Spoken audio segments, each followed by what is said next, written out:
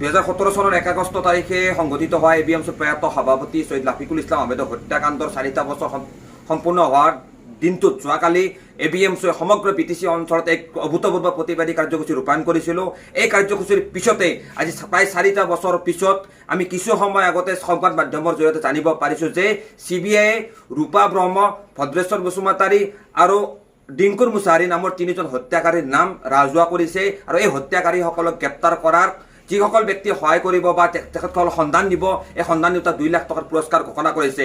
আমি কিছু পৰিমাণে আশাবাদী হৈ পাৰিছো যে সমগ্ৰ BTC তথা অসমৰ ৰাইজৰ আন্দোলনৰ প্ৰতি সঁহাৰি জনাই CBI শেষৰ মুহূৰ্তত হত্যাকাৰী গ্ৰেপ্তাৰ কৰাত কিছু ধৰণৰ ভূমিকা গ্ৰহণ কৰিছে, হত্যাকাৰীৰ নাম ৰাজহুৱা কৰিছে।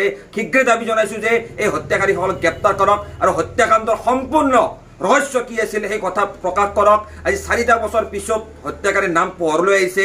আমি আশাবাদী শীঘ্ৰে সমগ্ৰ হত্যাকাণ্ডটোৰ সকলো তথ্য ৰাজহুৱা হ'ব, ৰাইজে গম পাব যে ABMCৰ প্ৰয়াত সভাপতি ছৈয়দ লাফিকুল ইছলাম আহমেদক কি কাৰণত কি ষড়যন্ত্ৰত হত্যা কৰা হৈছিল আৰু এই হত্যাকাণ্ডৰ লগত কোন ৰৌ বৰালী জড়িত হৈছিল, কোন ৰাজনৈতিক নেতা তাৰ পালি নেতা জড়িত হৈছিল, সকলোখিনি তথ্য শীঘ্ৰে ৰাজহুৱা কৰিবলৈ আমি ABMCয়ে দাবী উত্থাপন কৰিছোঁ।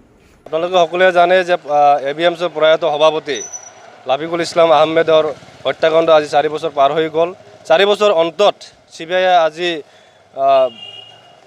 দোষী ব্যক্তিসকলক চিনাক্ত কৰি লাফিকুল ইছলাম আহমেদৰ হত্যাকাৰীক চিনাক্ত কৰি ৰাজহুৱা কৰিছে।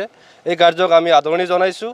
অকল এয়াই নহয়, আমি এই হত্যাকাণ্ডৰ আঁৰত প্ৰথমৰ পৰাই যে ৰাজনৈতিক ষড়যন্ত্ৰ জড়িত হৈ আছে বুলি আমি দাবী উত্থাপন কৰি আহিছিলোঁ, আমি অভিযোগ উত্থাপন কৰি আহিছিলোঁ।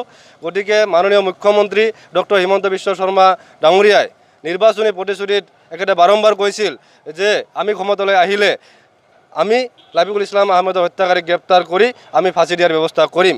অনুৰূপ ধৰণে আজি মাননীয় মুখ্যমন্ত্ৰী ডাঙৰীয়াক আমি দাবী জনাব বিচাৰিছোঁ, একেটা নিৰ্বাচনী প্ৰতিশ্ৰুতি ৰক্ষা কৰি প্ৰয়াত লাফিকুল ইছলাম আহমেদৰ হত্যাকাৰীক যেনেকুৱা ধৰণে চিনাক্ত কৰিছে একেদলক কৰায়ত্ব কৰি আৰু লগতে যিসকল ৰাজনৈতিক নেতা বা ৰৌ বৰালী যিয়েই নাথাকক কিয় সকলোকে সাঙুৰি যাতে তদন্তৰ আওতালৈ আনি এই হত্যাকাণ্ডৰ ন্যায় যাতে পৰিয়ালটোক দিয়া হয়, আমি BTCবাসী ৰাইজ, আমি অসমবাসী ৰাইজে আশাৰে বাট চাই আছোঁ।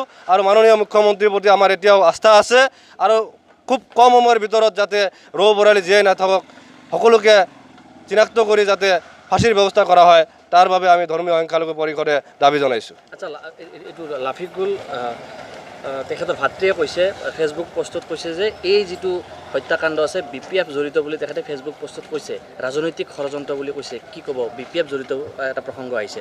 চাওক, লাফিকুল ইছলামৰ ভাতৃয়ে কি কৈছে এইটো মই ক'ব নাযাওঁ। মেইন কথাটো হৈছে যে এতিয়া যিহেতু বস্তুটো CBIৰ ইনকুৱাৰী চলি আছে, প্ৰাথমিক পৰ্যায়ত প্ৰিলিমিনাৰী 3জনকৈ হত্যাকাৰীক ৰাজহুৱা কৰিলে আৰু ৰৌ বৰালী কোন আছে যেতিয়াও এতিয়ালৈকে ইনভেষ্টিগেশ্যন শেষ হোৱা নাই। Investigation is ongoing, so we demand to CBI, please continue the investigation and find out the main culprits.